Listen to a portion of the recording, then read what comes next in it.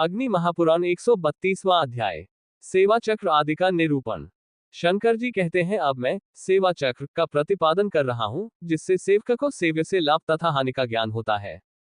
पिता, माता तथा भाई एवं स्त्री पुरुष, इन लोगों के लिए इसका विचार विशेष रूप से करना चाहिए। कोई भी व्यक्ति पूर्वोक्त व्यक्तियों में से किससे लाभ प्राप्त कर सकेगा, इसका ज्ञान वह उस सेवा चक्र से कर सकता है। सेवा चक्र का स्वरूप वर्णन करते हैं। पूर्व से पश्चिम को 6 रेखाएं और उत्तर से दक्षिण को 8 तिरछी रेखाएं खींचे। इस तरह लिखने पर 35 कोष्ठ का सेवा चक्र बन जाएगा। उसमें ऊपर के कोष्ठों में 5 स्वरों को लिखकर पुनः स्पर्श वर्णों को लिखे, अर्थात क से लेकर ह तक के वर्णों का न्यास करे। उसमें 3 वर्णों अग, न्य, अन को छोड़कर लिखे। नीचे वाले कोष्ठों में क्रम से सिद्ध, साध्य, सुसिद्ध, शत्रु तथा मृत्यु इनको लिखे।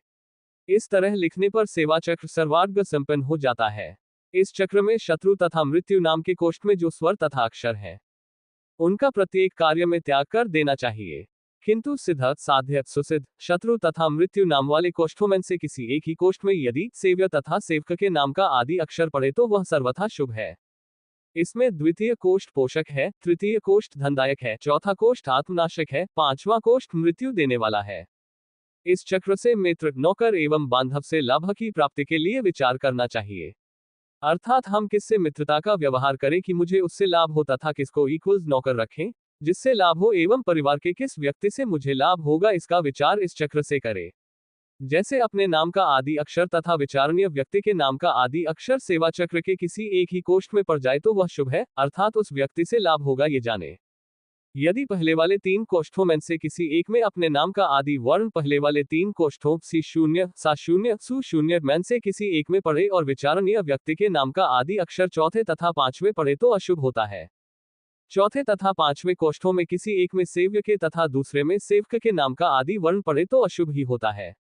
अब अकारादि वर्गों तथा ताराओं के द्वारा सेव्य सेवक का विचार कर रहे हैं। अवर्ग आई उ ए ओ का स्वामी देवता है, कवर्ग क ख ग घ अंग का स्वामी दैत्य है, चवर्ग च छ ज झन्य का स्वामी नाग है, ट्वग टठ ड ढ का स्वामी गंधर्व है, तवर्ग तथा द धन का स्वामी ऋषि है, पवर्ग प फ ब भम्म का स्वामी राक्षस है, यवर्ग यरल व का स्वामी पिशाच है, शवर्ग शश सह का स्वामी मनुष्य है। इनमें देवता से बलि दैत्य है, दैत्य से बलि सर्प है, सर्प से बलि गंधर्व है, गंधर्व से बलि ऋषि है, ऋषि से बलि राक्षस है, राक्षस से बलि पिशाच है, और पिशाच से बलि मनुष्य होता है। इसमें बलि दुर्बल का त्याग करे, अर्थात सेव्य सेवक इन दोनों के नामों के आदि अक्षर के द्वारा बलि वर्ग तथा दुर्बल वर्ग का ज्ञान करके बलि वर्ग वाले दुर्बल वर्ग वाले से व्यवहार न करे। एक ही वर्ग के सेव्य तथा सेवक के नाम का आदि वर्ण रहना उत्तम होता है। अब मैत्री विभाग संबंधी तारा चक्र को सुनो। पहले नाम के प्रथम अक्षर के द्वारा नक्षत्र जान ले, फिर 9 ताराओं की 3 बार आवृत्ति करने पर 27 नक्षत्रों की ताराओं का ज्ञान हो जाएगा। इस तरह अपने नाम के नक्षत्र का तारा जान ले।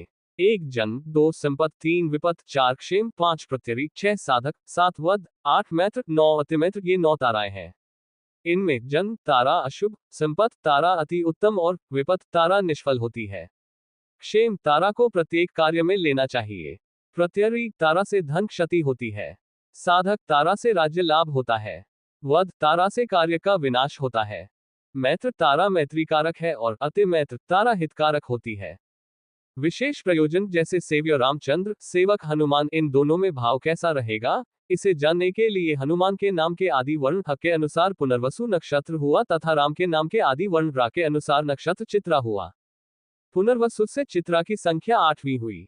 इस संख्या के अनुसार मैत्र नामक तारा हुई। अतः इन दोनों की मैत्री परस्पर कल्याण कर होगी यो जानना चाहिए।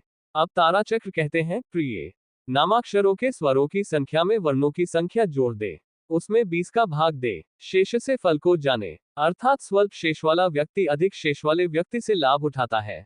जैसे सेव्य राम तथा सेवक हनुमान। इनमें सेव्य राम के नाम का रदो आ इक्वल्स 2, म -5, आ इक्वल्स 1, सबका योग 10 हुआ। इसमें 20 से भाग दिया तो शेष 10 सेव्य का हुआ तथा सेवक हनुमान के नाम का 4, आ इक्वल्स 1, न -5, उ इक्वल्स 5, म इक्वल्स 5, आ इक्वल्स 2, न 5, सबका योग 27 हुआ। इसमें 20 का भाग दिया तो शेष 7 सेवक का हुआ। यहाँ पर सेवक के शेष से सेव्य का शेष अधिक हो रहा है, अतः हनुमान जी राम जी से पूर्ण लाभ उठाएंगे ऐसा ज्ञान होता है। अब नामाक्षरों में स्वरों की संख्या के अनुसार लाभ हानि का विचार करते हैं। सेव्य सेवक दोनों के बीच जिसके नामाक्षरों में अधिक स्वर हो वह धनी है तथा जिसके नामाक्षरों में अल्प स्वर हो वह ऋणी है। धन स्वर मित्रता के लिए तथा ऋण स्वर दासता के लिए होता है। इस प्रकार लाभ तथा हानि की जानकारी के लिए सेवा चक्र कहा गया। मेष मिथुन राशि वालों में प्रीति, मिथुन सिंह राशि वालों में मैत्री तथा तुला सिंह राशि वालों में महामैत्री होती है, किंतु धनु कुंभ राशि वालों में मैत्री नहीं होती। अतः इन दोनों को परस्पर सेवा नहीं करनी चाहिए। मीन वृष, वृष कर्क, कर्क कुंभ, कन्या वृश्चिक, मकर वृश्चिक, मीन मकर राशि वालों में मैत्री तथा मिथुन कुंभ, तुला मेष राशि वालों की परस्पर महामैत्री होती है। वृष वृश्चिक में परस्पर वैर होता है। मिथुन धनु, कर्क मकर, मकर कुंभ, कन्या मीन राशि वालों में परस्पर प्रीति रहती है।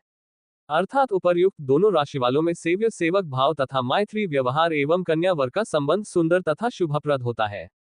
इस प्रकार आदि आग्नेय महापुराण में सेवा चक्र आदि का वर्णन नामक 132वां अध्याय पूरा हुआ।